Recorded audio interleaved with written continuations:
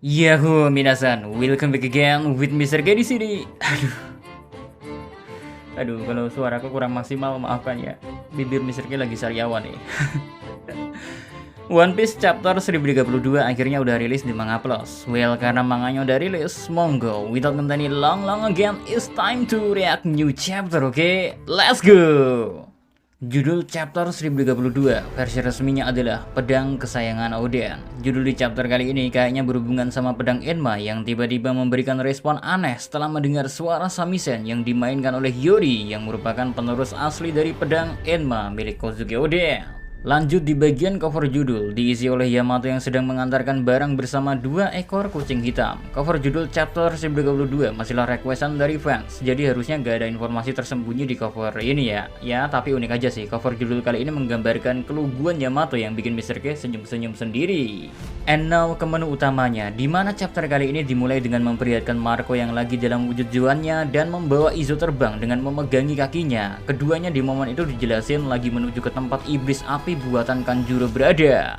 Karena Izo punya firasat yang gak enak setelah mendengar pengumuman tentang kemunculan yokai raksasa. Seolah-olah Izo itu pernah ngalamin kejadian gini ya, atau emang Izo seperti tahu rahasia kekuatan buah iblisnya Kanjuro. Ya, entahlah dah.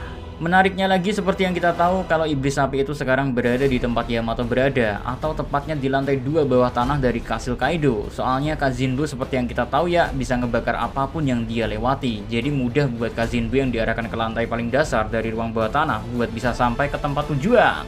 Tapi yang jadi gak ketebak adalah kedatangan CP0 yang lagi ngejar Brook dan Robin yang tiba-tiba mereka semua juga berada di lantai 2 bawah tanah bersama dengan Fuga, Apo, dan Drake yang masih mengejar Yamato. Walau kita tahu kalau Apo hanya ingin membujuk Yamato dan mengajaknya berbicara, tapi di momen itu juga kita dilihatin kalau Fuga yang merupakan salah satu number sepertinya memiliki hubungan yang cukup dekat dengan Yamato atau seenggaknya sering ketemu sama Yamato lah. Soalnya Yamato aja bilang kalau mereka udah lama gak ketemu, berarti kan Yamato dan Fuga udah pernah ketemu sebelumnya dan bisa aja hubungan mereka emang cukup dekat. Karena setelah momen Yamato menyadari kalau Kazinbu buatan Kanjuro bisa sampai ke tempat ruang senjata lebih cepat karena bisa menembus apapun, Yamato aja langsung bilang kalau dia mau minta tolong sama Fuga. Gak mungkin kan kalau mereka gak deket tapi Fuga nantinya mau bantuin Yamato. Sementara itu fokus lagi ke CP0 sama Robin dan Brook yang tiba-tiba terjatuh ke lantai tersebut. Entah sebuah kebetulan atau gimana, cuma untungnya ya gara-gara jatuh ke lantai itu, Brook dan Robin yang awalnya ngira kalau mereka udah gak punya pilihan selain bertarung, tiba-tiba ketolong banyak hal yang secara gak langsung. Misalnya aja CP0 yang tiba-tiba apes terkena Kazinbu yang juga lagi mengarah ke lantai 2 ruang bawah tanah. Meski mereka gak kenapa-napa sih, cuma gara-gara datang ke lantai itu, CP0 jadi bertemu sama Drake dan Apo, dan mereka malah harus bertarung melawan Drake dan Apo guys. Hal itu jelas nguntungin Nico Robin dan juga Brook yang jadi punya kesempatan buat kabur, karena jelas mereka berdua gak punya kesempatan buat menang lawan 2 agen pemerintahan dunia. Soalnya kita tahu sendiri kan, kalau kondisi dari Nico Robin udah gak 100%. Selain itu, CP0 juga harus mengurus Drake dan Apo terlebih dahulu. Soalnya buat mereka, kehadiran dari Drake dan Apo bisa nimbulin masalah ke depannya. Apo yang punya bukti kehadiran dari agen pemerintahan dunia di negeri Wano Kuni ini ya, dengan foto yang dia ambil dan nantinya ingin dijual ke Morgans, pastinya berita itu bakalan nimbulin kekacauan kalau bisa sampai di tangannya Morgans. Makanya mau gak mau CP0 harus ngebungkam Apo duluan, meski misi yang dikasih ke mereka adalah menangkap Nico Robin. Walau kita tahu sih kalau kekuatan dari agen CP0 ini pastinya kuat banget, bahkan Apo aja gak bisa bereaksi untuk ngehindarin serangan dari salah satu agen CP0. Tapi buah iblis milik Apo kayaknya bakalan jadi hal yang cukup ngerepotin juga buat mereka, karena gak mudah loh nemuin cara kerja buah iblis milik Apo. Makanya setiap orang yang baru ketemu sama Apo selalu dilihatin kesulitan untuk menghindari serangan miliknya. Yang lebih menarik sebenarnya adalah alasan CP0 harus bertarung juga sama Drake. Padahal kalau dari perkataan mereka ya, harusnya para agen CP0 ini udah tahu kalau Drake adalah mata-mata dari pihak angkatan laut. Cuma agen CP0 bilang kalau Drake ngehalangin tujuan mereka, makanya mereka pun mutusin buat bertarung.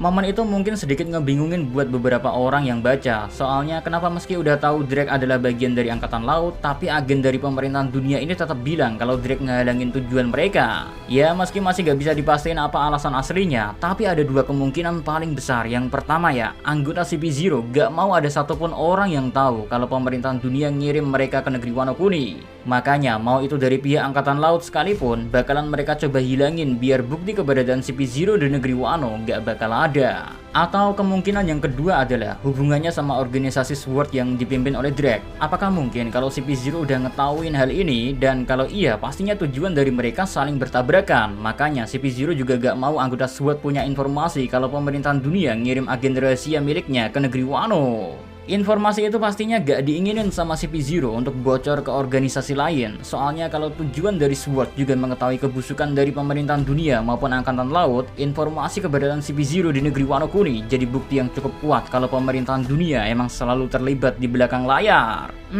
Kedua kemungkinan itu yang kayaknya bisa jadi alasan kenapa CP0 bilang kalau Drake menghalangi mereka. Makanya kedua agen CP0 itu pun harus bertarung melawan Apo dan Drake. Yang padahal Drake udah mutusin buat gak beraliansi sama Apo, tapi apa daya karena lawannya CP0 2 orang ya. Jadi secara gak langsung Drake dan Apo pun harus bekerja sama biar bisa ngalahin atau seenggaknya kabur dari dua agen pemerintahan dunia ini. Next, di momen lainnya, kita dikasih lihat pertarungan antara Zoro dan King yang masih terjadi. Di momen itu kita ngelihat kalau Oda Sensei lagi-lagi ngebuat serangan yang terbilang unik, dimana King pakai bagian atas dari mode Zoan-nya buat ngasih serangan yang mirip kayak laser beam. Serangan yang bernama Imperial Prideful Marten itu, kalau dari penjelasannya King, merupakan hal yang dilakukan oleh Pteranodon di masa lalu. Ya mirip kayak serangan dari Queen yang misahin dirinya. Terus Queen juga bilang kalau itu yang dilakuin oleh Brachiosaurus di masa lalu.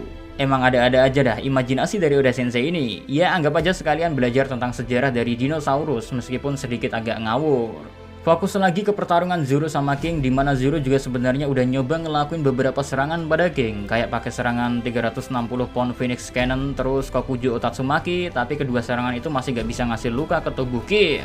Di momen itu Zoro sadar kalau dia gak pakai strategi dan menyerang dengan membabi buta, bisa-bisa stamina Zoro lah yang kebuang percuma, karena tubuh King ternyata sangat keras sampai Zoro bilang kalau naga dan dinosaurus kayaknya sama-sama memiliki tubuh yang keras. Menariknya King ngejawab perkataan Zoro itu dengan bilang kalau tubuh dia mungkin lebih keras karena dia sedikit berbeda. Ya masih belum jelas emang apakah itu ada hubungannya sama ras dari King atau lebih ke kekuatan buah iblisnya. Karena Zoro sendiri aja udah curiga sama daya tahan dari King dan kebingungan sama beberapa hal yang ada di tubuh King. Kayak sayap milik King yang Zoro masih belum yakin apakah itu ngebuat King bisa terbang atau kayak gimana. Belum lagi api yang ada di punggung King yang gak pernah padam. Awalnya Zoro ngira kalau api itu bagian dari kekuatan buah iblis King, tapi setelah tahu kalau itu ternyata bukan dari kekuatan buah iblisnya, Zoro semakin curiga kalau King berasal dari ras lain yang gak dia ketahui. Dan menurut Zoro ya, kunci buat bisa ngalahin King ya harus tahu dulu rahasia dari seluruh kekuatan King, termasuk dari ras apa King berasal. Wah, emang pinter sih si Marimo ini kalau lagi di pertarungan, karena faktanya King emang berasal dari ras Lunarian, dan kita juga masih belum tahu apa kelebihan dari ras itu selain bisa ngebuat api.